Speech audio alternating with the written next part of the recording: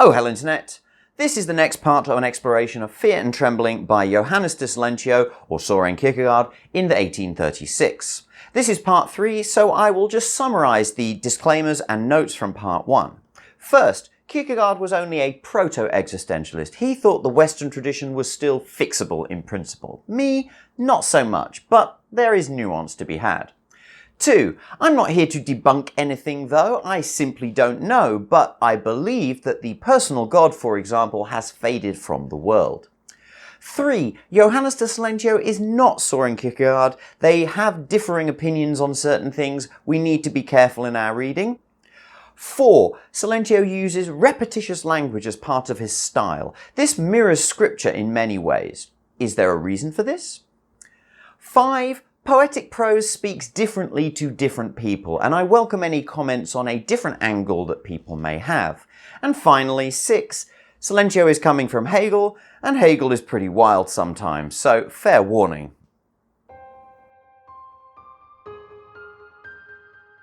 Okay, up to now then, we have introduced the field of the investigation and looked at Silentio's general perspective on the story of Abraham. Now we come to the 3 specific problems that are the core of the work, and the question of the first problem is there such a thing as a teleological suspension of the ethical?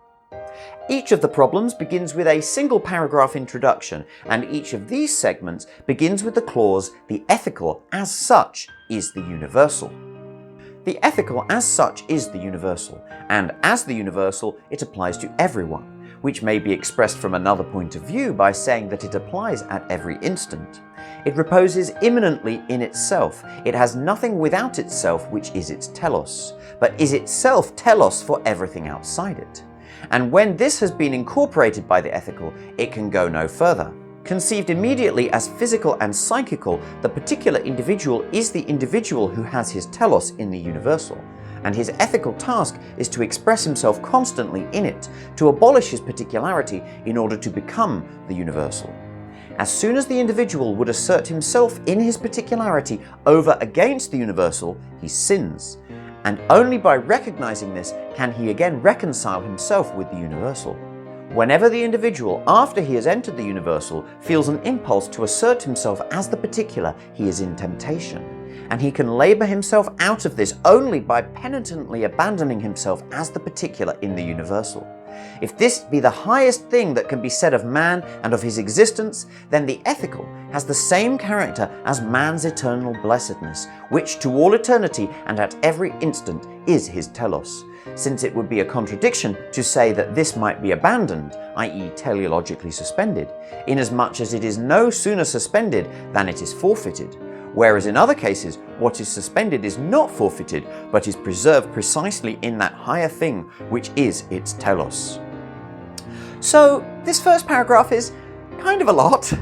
It's a kind of para-Hegelian format for the universal and the ethical and a bunch of other things that Silentio is going to be working from. I'm not versed enough in Hegel to know exactly where it might differ, but just from the first 150 words there, we can derive a number of propositions which define the situation. 1. The ethical is the universal. 2. The ethical applies to all agents and at all times. 3. The ethical is self-sufficient. It has no external telos. 4. The ethical is the telos for everything external to it. 5. The particular, the individual, has the universal as their telos. 6. Anything that has the ethical as its telos cannot go further than the ethical. 7. The ethical task of the particular individual is to seek unity with the universal. 8. To assert the particular over the universal is a sin. 9. Only accepting subordination to the universal can resolve sin. And 10. The individual who has entered the universal and again wishes for particularity is in temptation, with a corollary that this temptation can be avoided only by returning to the universal and rejecting oneself as the particular. Let's procrastinate a little, shall we? This is the work called Print Gallery by the Dutch artist M.C. Escher. It shows a man in an art gallery looking at a picture of a quayside scene, a scene which contains the very art gallery in which he is standing. In the centre is a white circular void. Let's call it a gap, shall we?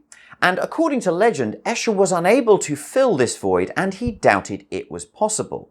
Let's also call this void the absurd. Nonetheless, with mathematical transforms, Escher was able to make sense of the concept of print gallery up to a certain point. But here, it turns out we can go further because in 2003, two of Escher's countrymen and their collaborators used complex transforms to suggest that this image could be an example of the Drost effect, which is an image containing a copy of itself, containing another copy, and so on. This effect is also called mise en abîme, placed into abyss. In the case of the print gallery, De Smet and Lenstra complete the image with a copy of itself within the central void. The copy is rotated clockwise by 157.625 degrees and scaled down by a factor of 22.583. These values are dependent upon pi, a transcendental number, which means that in reality the decimals then continue infinitely without ever repeating. With his pencil-based approach, Escher probably wasn't up to this challenge, and I certainly am not. So if you want to know more, the paper is linked below. However, we can see in their images the scene within the print rotated by somewhat less than 180 degrees, and within we can just make out the third iteration. So, strictly metaphorically, the print gallery can be thought of as representing the kind of problem that Silentio is addressing here. Is the man in the print gallery an individual observing the whole or absorbed within the whole? The answer appears where sense evidence ends. We identify the absurd as the void in the center and we extrapolate towards it using the best methods that we have available. In this way, science fills the gap. But the gap is never truly filled, and this is therefore the source of something which is strictly inexhaustible. The things which can be said of the situation swirl around it, juxtaposing higher and lower, inside and outside, particular and universal. This is the recurring paradox of fear and trembling. So, distraction over, and just as a reminder, these were our initial impressions of the premises that we could take from the first part of the introduction. To conclude the introductory paragraph, Silentio claims that if the above is the highest thing that can be said of man and his existence, then the ethical has the same character as man's eternal blessedness, which is, throughout time and at every instant, his telos, his meaning, his purpose. So we're drawing a direct comparison. We're really teasing identity between the ethical and the universal as described here and the eternal blessedness of mankind according to Christianity. Citation needed. But this eternal blessedness, according to Christianity, is man's fundamental telos, and as such, it cannot possibly be suspended, as this would be a contradiction. A thing cannot exist without its fundamental telos. If we accept this, then, says Silentio, we must accept Hegel's suggestion that man is merely the particular, which is a moral form of evil. The particular, or perhaps rather existence in the particular, is the original sin, which one can only annul through subordination to the universal. So, the individual who remains in this stage is either sinning or subjected to temptation. On the other hand, Hegel is wrong in talking of faith, wrong in not protesting loudly and clearly against the fact that Abraham enjoys honor and glory as the father of faith, whereas he ought to be prosecuted and convicted of murder. This is where I should probably discuss the word temptation as best I am able. Disclaimer, I do not speak Danish or German. I will present this from what others have said, and apologies in advance for the pronunciations. The word Anfechtung is one of two that Walter Lowry refers to when translating the word temptation. Anfechtung is German and it can mean temptation in the formal sense, but more commonly a challenge or a trial. The other word occasionally used by Lowry is fristelse. This is the Danish word for temptation.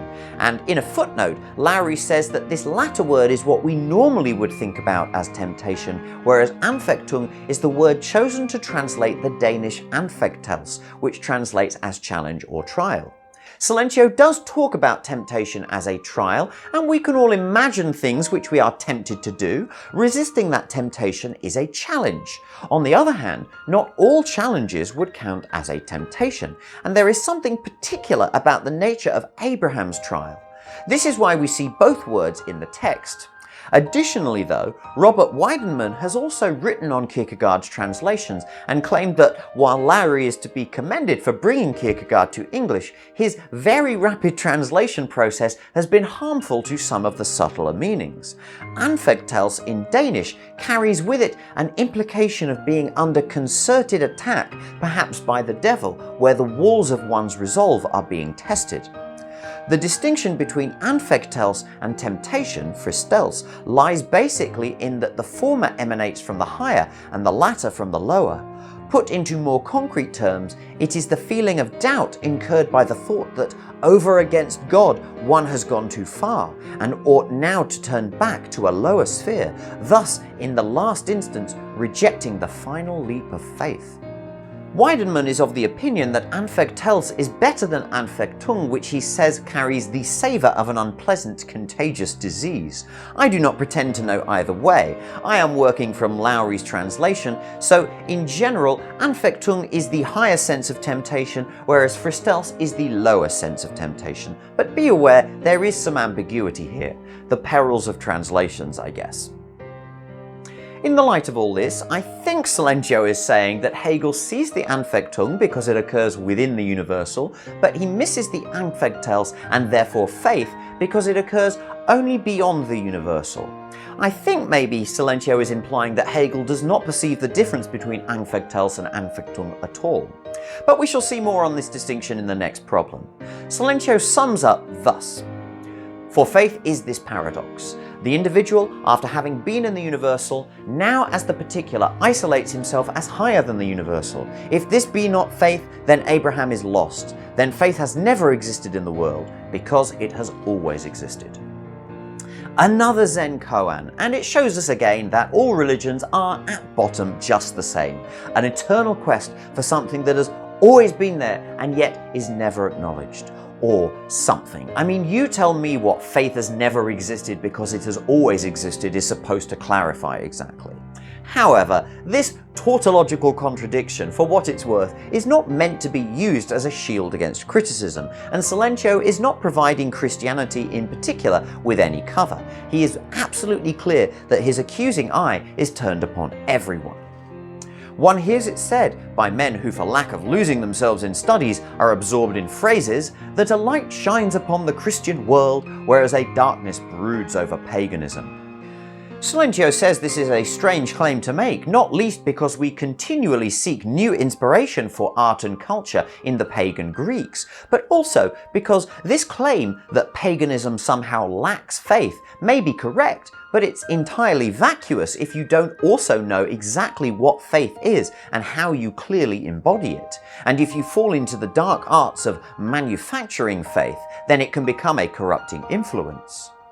To explain the whole of existence, and faith along with it, without having a conception of what faith is easy, and that man does not make the poorest calculation in life who reckons upon admiration when he possesses such an explanation. For, as Boglio says, a fool will always find other fools to admire him. And yes, here we can take a long, level look at televangelists and cult leaders, but Silentio wants us looking at ourselves too. He is heavily implying here both that Christendom is failing to properly understand faith and that paganism can access at least a part of the truth of faith. Obviously, I expand this danger of misinterpreting faith to all possible belief systems. But this mistake is very understandable because when a person encounters the absurd and the paradox of faith, they might mistake it for a temptation, a fristelse, rather than a challenge or trial, an Anfechtung or an Anfechtung. In other words, it might seem to be an inappropriate act that they, as the particular, are trying to put themselves somehow above the universal, and for these reasons they may feel repelled, and yet Silentio says that this is exactly what true faith feels like. But one ought not for this reason to make faith something different in order to be able to possess it, but rather to admit that one does not possess it, whereas those who possess faith should take care to set up certain criteria so that one might distinguish the paradox from a temptation, an Anfechtung. The point is clear. Christians and many others in most other belief systems are simply not doing the work to have true faith. And maybe, in fact, many or most people don't want to and shouldn't be expected to, because the dreadful confrontation with the paradox is what faith requires, the trial of faith, Anfechtung, which is where the teleological suspension of the ethical occurs. The knight of faith makes the resignation, meets the universal, now revealed as the absolute, and then they regain the object of the sacrifice. Silentio implies here that there can be actual knights of faith, that they can exist. But can they though? In any case, the story of Abraham contains such a teleological suspension of the ethical. Because there have not been lacking clever pates and profound investigators who have found analogies to it. Their wisdom is derived from the pretty proposition that at bottom everything is the same. Hey, wait a minute! If one will look a little more closely, I have not much doubt that in the whole world one will not find a single analogy. If it stands fast that Abraham is the representative of faith, he acts by virtue of the absurd, for it is precisely absurd that he as the particular is higher than the universal. This paradox cannot be mediated, for as soon as he begins to do this, he has to admit that he was in temptation. Abraham is therefore at no instant a tragic hero, but something quite different, either a murderer or a believer. This is another version of the paradox. There will be many, and Silentio seems to be suggesting here that all other philosophies and traditions, all other possible solutions to the problem are somehow lacking, but his perception has found, or perhaps lost, that spiritual source which lies at the point of contradiction. Again, this seems like rather grandiose rhetoric to me, but Silentio does at least try to present himself as suitably humble before the paradox. Something else that is mentioned here is the idea that Abraham's paradox cannot be mediated. What does this mean? This idea of mediation comes up repeatedly, and it approximately means make coherent with the world present in God, which is the universal. So if something can be mediated, it can be made to fit into the world. It can be situated somewhere within a single iteration of the print gallery, if you like. Crucially, this includes anything that it is possible to communicate. We shall say more on this, but in this case the paradox is this. Abraham has an ethical obligation to his son according to the ethics of the universal, which is God, and yet the universal directs him to abandon that obligation. And so, let us see whether in this story there is to be found any higher expression for the ethical, such as would ethically explain his conduct, ethically justify him in suspending the ethical obligation towards his son, without, in this search, going beyond the teleology of the ethical. And with only a little whiplash, Silentio begins talking about the tragic hero, who is, as a figure, more understandable than Abraham, and so makes a good transitional case. The tragic hero is the one who performs a lamentable task, but does it for a concrete worldly purpose, and so, says Silentio, they can easily be admired. Silentio's first example is Agamemnon, who nobly sacrificed his daughter Iphigenia to appease the gods so that the Greek fleet could leave to lay siege to Troy. And remember, if the daughter was betrothed, her true love will not be angry, but be proud of sharing in the father's deed, because the maiden belonged to him more feelingly than to the father. Those poor guys. Silentio discusses others and concludes of the tragic hero when Agamemnon, Jephthah and Brutus at the decisive moment heroically overcome their pain. There never will be a noble soul in the world who will not shed tears of compassion for their pain and of admiration for their exploit. If, on the other hand, these three men at the decisive moment were to also say, "But for all that, it will not come to pass," who then would understand them? If, as an explanation, they added, "This we believe by virtue of the absurd," who would understand them better?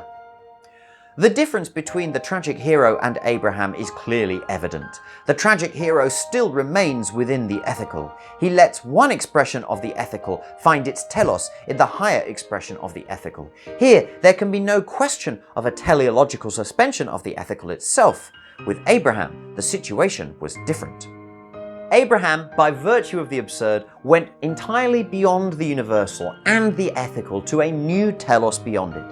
He did this to establish a relationship with God, but this very action was a temptation of sorts, a disobeying of God. Temptation is what keeps us from doing our duty, and in this case, Abraham was tempted not to do his duty to God. But what was it that tempted him?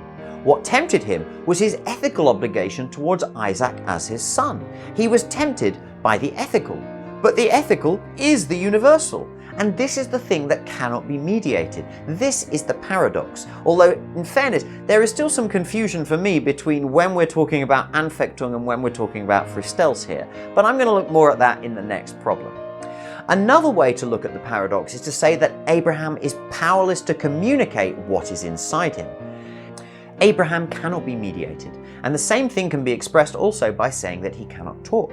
So soon as I talk, I express the universal, and if I do not do so, then no one can understand me.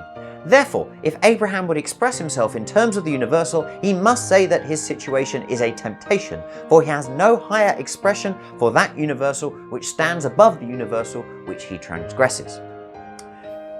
All speech, or perhaps that should be logos, takes place within the auspices of the universal. And so anything that could be said inside the universal about that leap outside the universal is a sin against the universal, and therefore the Knight of Faith is, by definition, alone in their quest. He who denies himself and sacrifices himself for duty gives up the finite in order to grasp the infinite, and that man is secure enough. The tragic hero gives up the certain for the still more certain, and the eye of the beholder rests upon him confidently. But he who gives up the universal in order to grasp something still higher, which is not the universal, what is he doing? Is it possible that this can be anything else but a temptation? This is a core aspect of the Knight of Faith. They are unable to coherently express their trial. But before Silentio goes on to defend that, there is one short sentence which can be quite jarring. The paradox is that he, as the individual, puts himself in an absolute relation to the absolute. Up to here, Silentio's not been talking about the absolute at all, and now here it is as a noun and an adjective in the space of a 17-word sentence. Thanks a lot, Silentio. I'm guessing this is a generally Hegelian use of absolute, and so I think I can put it like this.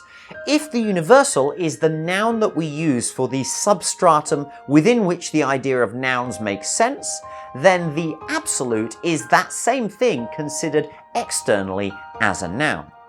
And the thing is, as weird as this sounds, we can see a ghost of this sort of thing in the world. The idea of seeing the cause replicated in the effect as some new aspect. Sometimes it's mathematical, like the Banach-Tarski paradox. Sometimes it's conceptual, like the recursive nature of the print gallery. It can even be seen in the real world. Just think, who do you guess that the first person ever was who saw themselves between two mirrors? That would count as mise en abîme, would it not? So this is why I can't reproach Silentio or Hegel too much for this kind of language, but always just a little bit. And a side note, but perhaps this is why the words Fristelse and Anfechtung are so difficult to distinguish. Perhaps they are like universal and ethical, whereas the Anfechtels is the absolute to the pair of them.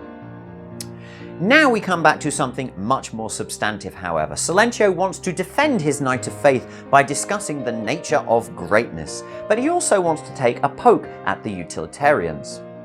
If, in our age, one occasionally hears a rejoinder which is pertinent to the paradox, it is likely to be to the following effect. It is to be judged by the result. A hero who has become a scandalon, who cannot make himself intelligible, will cry out defiantly to his generation, "The result will surely prove that I am justified." And Silentio seems to broadly agree that yes, the hero is justified in making this cry, but that is not where we hear this cry today. Oh no, no, no. According to Silentio, there are those who he calls the Docents, who are many in number, and when they say to judge by the results, they mean something entirely different. Their life work is to judge the great, and to judge them according to the result. Such behaviour towards the great betrays a strange mixture of arrogance and misery. Of arrogance because they think they are called to be judges, of misery because they do not feel that their lives are even in the remotest degree akin to the great. However, from the creation of the world, it has been customary for the result to come last, and that, if one would truly learn anything from great actions, one must pay attention precisely to the beginning. In case he who should act were to judge himself according to the result, he would never get to the point of beginning. Even though the result may give joy to the whole world, it cannot help the hero, for he would get to know the result only when the whole thing was over, and it was not by this that he became a hero, but he was such for the fact that he began. I love this point. In the postmodern world, it's kind of fashionable to say that because the great person theory of history is no longer fully coherent, because it isn't, then this negates entirely the very concept of greatness itself. But this is clearly inadequate as an answer. So we must ask again, what is it to be great? And how is this significant? And where does it become significant? This is Silentio's answer to that question, and on one level, it seems to enable a kind of Nietzschean individualism.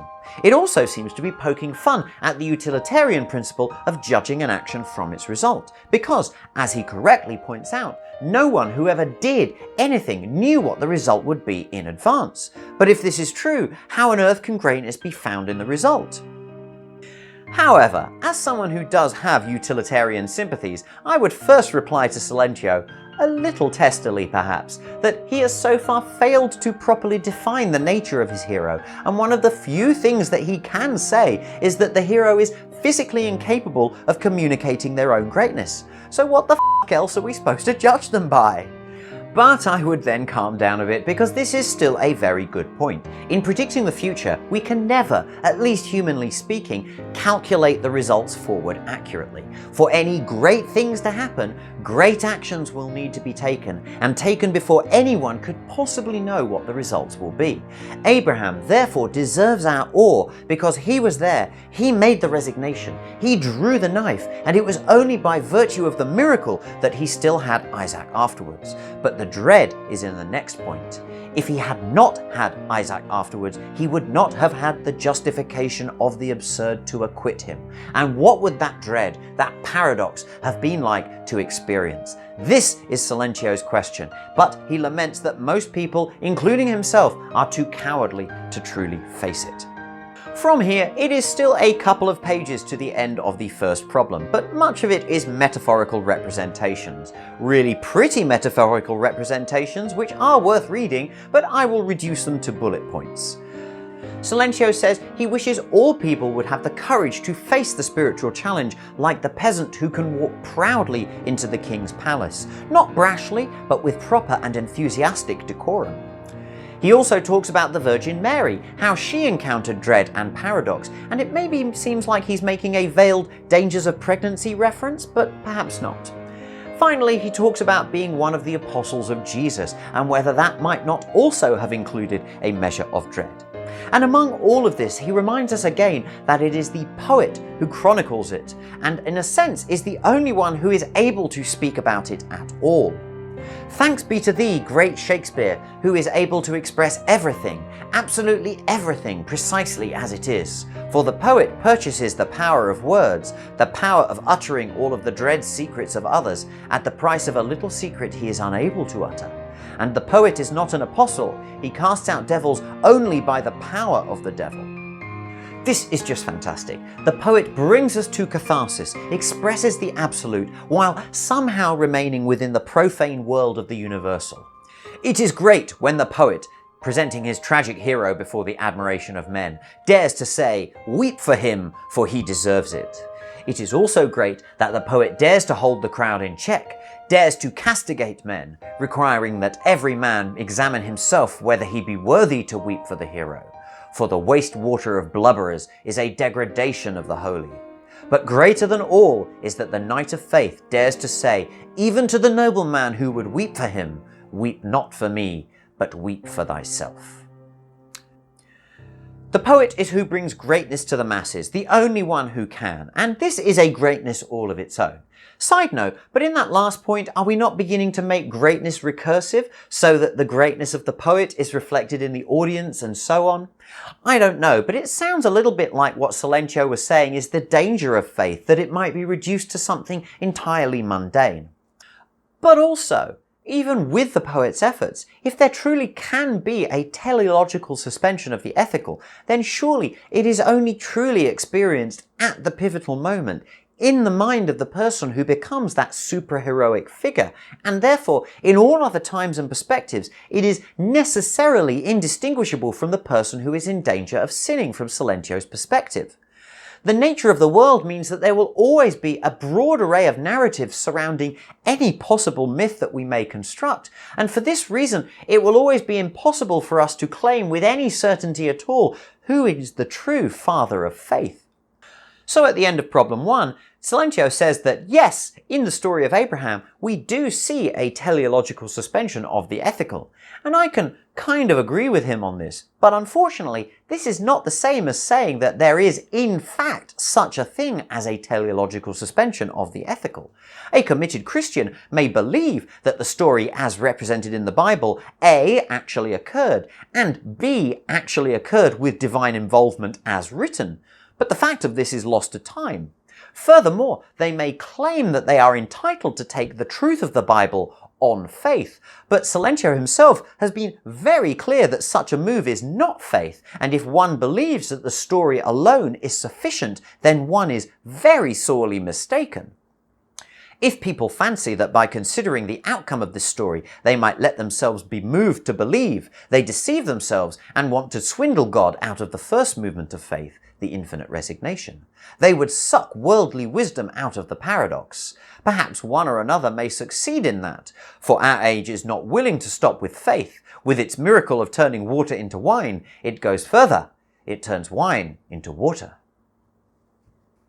To try and explain the paradox is to lose its wisdom. If we consider that Silentio's stated goal was to find a way for Abraham that would ethically justify him in suspending his ethical obligation towards the son without going beyond the teleological of the ethical, then I don't feel he's succeeded. The higher telos that Abraham finds is beyond the teleological of the ethical as it has been laid out here. The image may be the same. The print gallery is repeated, so to speak, but it has been turned on its head. It has been rotated by an angle that is impossible for us to accurately perceive. Bye for now.